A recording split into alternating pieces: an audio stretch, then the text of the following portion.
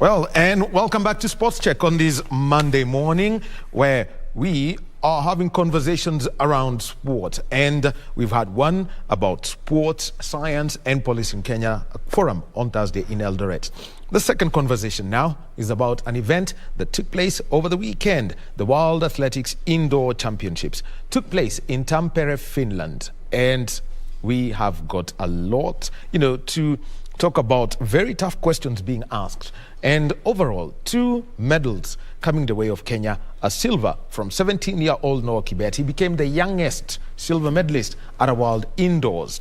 And then also we had Abel Kipsang against the 2 fastest men in the 1,500 meters indoors. The current world record holder, Jakob Ingebrigtsen, and the immediate past world record holder, Samuel Tefera. And he finished third, but you could tell the class that was different. And also, what a show coming in from Omanyala in the heats. But I'm going to let Coach Stephen Mwaniki take us through what he saw in an event where there were 4 indoor world records broken. And Coach, good morning. Good morning to you. I know everyone would want to cane you at the moment, but I will not let that happen. But first, overall, from the team that was in Belgrade, let's talk about Noah Kibbett. You saw him perform at the World Under-20s last year. He is still eligible for the Under-20, but at 17, becoming the youngest medalist at a World Indoors.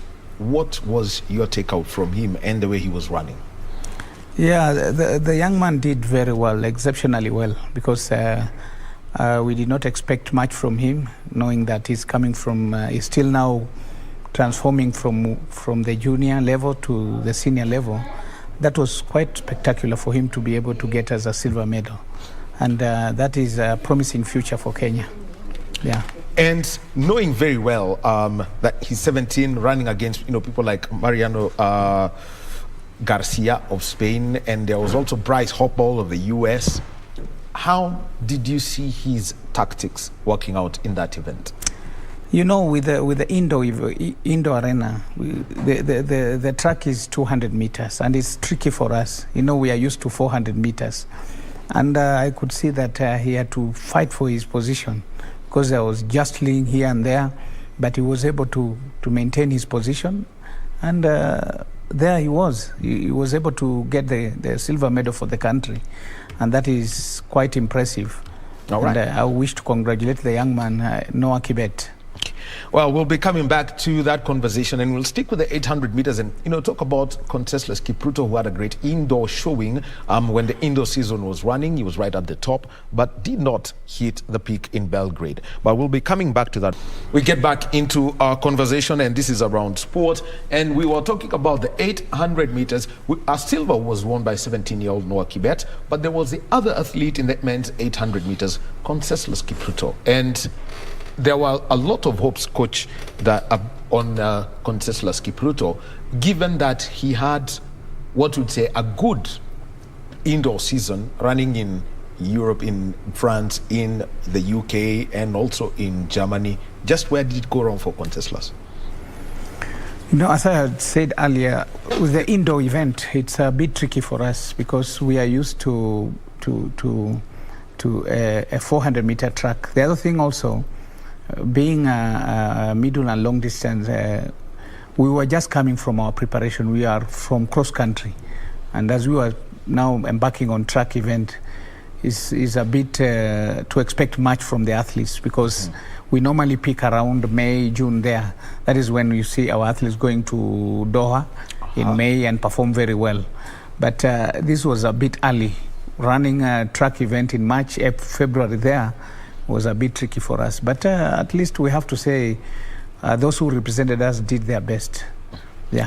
Now let me just come now to the men's 1,500 meters, and Abel Kipsang winning a bronze medal, but you have also to look at the quality of the field. World record holder Jakob Ingebrigtsen and Samuel Tefera. He won that title in 2018, retained it, and Tefera is immediate former world record holder in the 1,500 indoors. Looking at that field, what was its quality, and where Kipsang ended up? That was a world-class quality. The athletes who were performing in that event, having the world record holder for indoors, and also having the Olympic champion running in the 1500 meters, and having Abel Kipsang getting the bronze medal. It sounds good for us, because it means we have somebody who is now preparing for the World Championships. And you know, World Championship is coming in August, and this is whereby we will need to defend our title, where we won in Doha, Qatar. So that was quite spectacular for Kipsang to get the bronze medal for Kenya. Yeah. And looking at, you know, the future of the 1500 meters for Kenya, you know, Timothy Cheruiyot, who you are actually from the same formation as Timothy Cheruiyot. We have the two lines coming back together, and now with Abel Kipsang. What's the outlook for the 1500 meters? Yeah, we have a bright future, especially having now Kipsang moving up. You remember during the Olympics, he was in the finals, and he couldn't be able to be among to be at the podium. But this time round, he looks quite promising. And also, we expect Cheruiyot. His preparation is going on very well. He was in Kisumu for the weekend meeting, the third weekend meeting, and we still believe that he is also preparing well for the World Championships. Yeah. Now, the other one that I would like to talk about is the men's 3,000 meters. You know, when you say he's so close but still so far, Daniel Simiyu Ebenyo and Jacob Krop, and you have to look at the athletes they were up against, Selemon Barega and Lamecha Girma. You know, these are seasoned athletes. Barega has been running the indoors, and Ebenyo, I can't be able to figure out if last year he was in indoors or those other years. And he's coming up, because you remember this is the same young man who was denied to go to major event because of the issues of... Yeah, I mean, when he broke out as a national champion, I think that was in 2019, and he had only taken, I think, just 1 or 2 doping tests. Yeah. But he needed a third, which he couldn't force. Yeah. So Ebenyo is also coming up, but if you watch keenly on how he was running the event, he was so much into concentrating on where the opponents were. He was not working on his pace. You could see that kind of looking here and there instead of trying, and sometimes even he was inviting the Ethiopians to come in front. And it's quite intimidating for him, but let's say at least he was able to finish at the 4th position. That was good for him. Actually, the pictures are on your screen right now. They are a rerun of the 3,000 meters, and this is at the World Indoor Championships that were in Belgrade, Serbia over the weekend, and broadcast on KBC Channel 1. Looking at it is, where is that temptation? If you just take a look at, you know, from the way Simi is running, where is the temptation, you know, to try and keep up with the pace of the Girma and Barega, because, you know, they alternate it and throw you off balance? Yeah, it seems the Ethiopians had prepared very well for this event, and having Girma leading the pack was part of their plan, and having Barega hanging behind, that was a good plan to execute at the last moment and scoop a medal for the Ethiopia. And it seems these Ethiopians were ready for this event. Well, talking about the Ethiopians, this is how it all went down. They won 4 gold medals, 3 silver medals, and 2 bronze medals. But let's talk about their women coach now. The women's 1,500 meters, Tsegai Gudaf, fastest woman over that distance at the moment. How did that go down? And remember that Edna Jebitok was meant to double in the 1,500 and the 3,000, but ran only in the 3,000 meters flat on Friday night. She couldn't double, so this was a case where the Ethiopians had it from the word go. Yeah, you know, the Ethiopians, what I've said is, it seems as if the Ethiopians are prepared for this event. While we were busy trying to build up our endurance, doing the cross-country and all that, these guys were very busy trying to prepare for these world events. And you could look at the way the Ethiopians were communicating. You know, running is also communication. You could see these guys were ready. They are very ready for this event, and it gives us an opportunity to sit down and make look at it very carefully, so that in 2 years' time we'll take a very strong team for the world indoors, because indoors and outdoors, these are different ball games. Yeah. Well, let's now talk about the women's 3,000 meters. I mean, that was an implosion from Edna and Beatrice, but eventually went with Ethiopia's Lemlem Hailu, the women's 3,000 meters. Yeah, the women 3,000 meters with Lemlem Hailu, she was also, she proved that she was ready for this event, and we could not match them. The way they were able to execute their final part of the event was exceptional, and this sets motion into the Kenyan coaches to look into it critically and prepare for the coming World Championships. Because if we don't prepare ourselves, then the Ethiopians they are ready this year. Well, let's move on to the sprints and talk about Ferdinand Omanyala winning his first heat in 6.62 seconds. But when it came to the semi-finals, he finished third, 6.64 seconds. And just what was it with heat one? Because it looks like nobody wanted to get off the blocks initially. Yeah, with the start, with this rule that there is no false start. Once you're caught, you are out of the event. And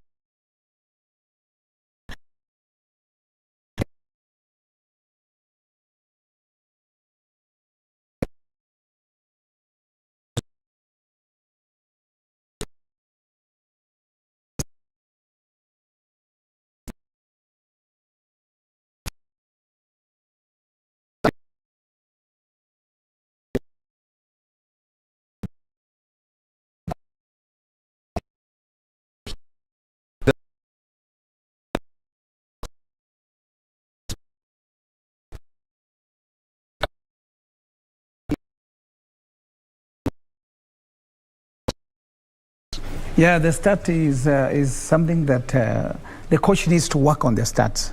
Secondly, the coach needs to prepare the athlete.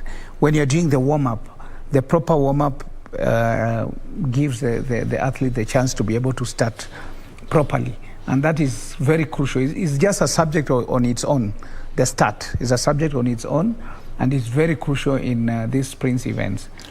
And at what point do you do that little bit of counting between, because I remember at one point some would say the moment you're told set is 1, 2, go. How do you prepare your mind for that? Before an event, before any international event, normally we have a starter at the field whereby you can go and synchronize with the starter. The starters are taught that once they see that the athletes are ready, there's nothing about counting 1, 2, 3. Once you see they are ready, the guns go off.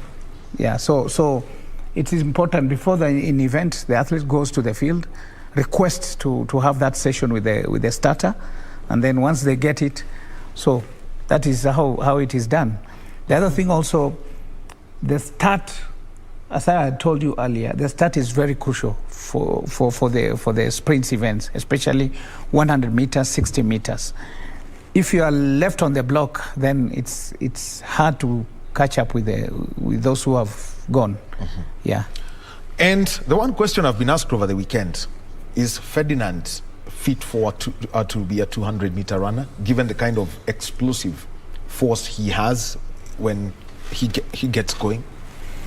I can't rule out whether he's okay for 200 meters, but he seems to be well positioned for 100 meters, because if you look at him running, his execution, the last part, the middle and the last part, where we have the maximum velocity and also the finishing part, is okay. So for 200, we haven't seen him running much of 200, but I think he can also be able to run 200. But his build, the type of his body and all that, is more in 100 meters. Well, you've had it and the questions are out there. Then, let's talk about the the 60-meter final. Everyone's got to talk about it. Omanyala's best time is 6.57. And indoors, let's call him a 6.6, runner. But you've got Lamont Marcel Jacobs, 6.41. A photo finish with Chris Coleman, the world record holder, who's done 6.34. Just looking at the quality of those two athletes, when we go outdoors, are they the same people we look at, or now do we start thinking about Noah Lyles and the likes? Jacobs proved to the world that it was no fluke to win the Olympics in Tokyo. And he came back to prove to the world that he's still the best in short sprints. Coleman also making a comeback after that ban is also exceptional.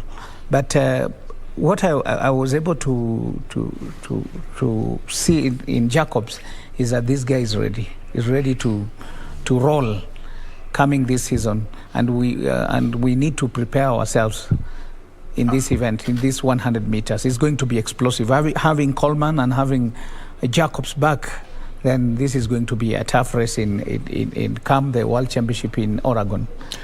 Well, and remember that the World Championships will also be live on KBC Channel 1. That's in advance, and immediately after the World Championships, the Commonwealth Games. So, yeah, we'll distract you a bit from the politics right here. But let's talk about some other events. First of all, Yulima Rojas, 15.74, a world indoor record in the triple jump. Who's going to stop the athlete from Venezuela? And look, and let me just put it into context so that it comes in through. We had Mariana Bek-Romanchuk of the Ukraine taking a silver medal, 14 meters, 74 centimeters. That is a full meter. A gap of that. That's huge in the triple jump. Yeah, she's exceptional. You've seen her winning the World Championship, winning Olympics. It's like she was built for that event. And she proved to the world that she can do anything at any time. Just a moment and you see her breaking the world record. And yesterday was exceptional for the Venezuelan to win the championship and also breaking the world record. For the Ukrainian, I think the mental strength. You know what is happening in Ukraine. And she was able to get the silver medal. Kudos go to the Ukrainian girl. For her to come up to that position, it was not easy. Well, and just to show you the class, very coming from Bek-Romanchuk, but also I've taken the bronze medal was Kimberly Williams of Jamaica, 14.62, a season's best. That should tell you that there is a lot, and that's coming up from Rojas. Now, talking about Ukrainians, there was Sergei Bubka, who had decided that he was going to be breaking the pole vault world record, centimeter, 609, 608, 608, 10 till got to 614. Now we've got Armand Duplantis. Armand Duplantis from Sweden. This boy is exceptional. I don't even think there's anybody who will be able to match what he's doing, because we had Sergei Bubka, who was doing very well in pole vault, and also we had. And that was 20 years ago. That was 20 years ago. Now we have this young man from Sweden breaking the world record at will. And you could see that the determination, because if you look when he was attempting to break the world record, he had two attempts which he wasn't able to go through. But the third one, you could see it was flawless. He could not be able to detect any problem in his pole vault. And just looking at it, could we just call this event now the Duplantis vault going forward? Because we had the Lavillenie brothers at one point, offering the competition, but 6 meters 20. We're talking about what? Over 20 feet. Yeah. Upwards, indoors. Yeah, unless something happened, nobody will stop this young man from Sweden, because he's okay. He's exceptionally well, and he's talented. And also he has a backing from his parents. You could see his dad was there, his mom. This kind of thing which is very crucial for an athlete. Yeah. Well, and overall, what was your biggest takeout from the world indoors, or which event stood out for you? The event which stood out for me was 400 meters women, where we had the Bahamas lady winning the 400 meters. That was exceptional. And also the pole vault. The pole vault, it was quite exciting. And to end the event with a world record, that was spectacular. And I think now, from now henceforth, I think people will take indoor serious, because the kind of competition we saw there was world class. Yeah. All right. And by the way, talking about how important some people take it seriously, think about the Americans. They had 19 medals in this event. Only Ethiopia came close with 9, but 19 medals, 3 gold, 7 silver, and 9 bronze. And this is just an indication of what it's going to look like at the World Championships in Oregon, because there's going to be a team title. The way it counts is you pick a gold, you get 8 points. So it goes all the way down. If you're 8th, you get a single point. So given these championships, America would have gone with the team title, and Ethiopia would have finished 2nd despite topping the medal table. That's what's going to happen. And as we leave, we know that the Prisons team is building up for their athletics championships. You are with the prison service. And we know that we've been told we can go back to the stadiums.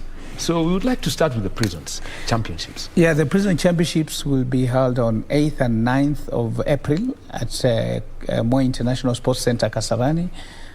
Plans are in advance, and we hope that come 8th and 9th, we'll be able to host one of the most spectacular events in the Kenya calendar. We have new recruits who have been recruited, and we have new kids on the blocks who have been recruited. So we expect good competition during the Prison Championships. Actually, give us the names now, because already, if you want to give names already, okay, we can start with Timothy Cheruiyot.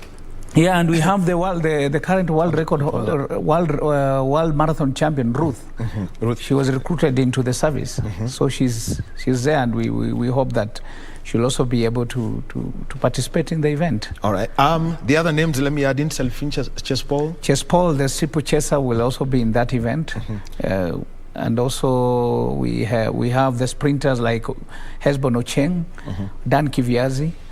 All these big names in sprints will also be there. So we'll be looking out for that 8th and 9th of April. That is just 1 week before Easter. Thank you very much, Coach Stephen Mwaniki, giving us his insights on the World Indoor Championships in Belgrade, Serbia, and also, bringing out his coaching touch when it comes to the blocks, the use of the blocks by Ferdinand Omanyala. We shall be taking a short break, and when we come back, let's talk about the second of the conferences that are going to be taking place in Kenya around sport as an asset. And we're going to be joined by Al Patton and Mlondi Mashinini. They are from Rumble Ventures, and they're working together with 270 Degree Sport to find out how to optimize the economic and financial value of sport in the country.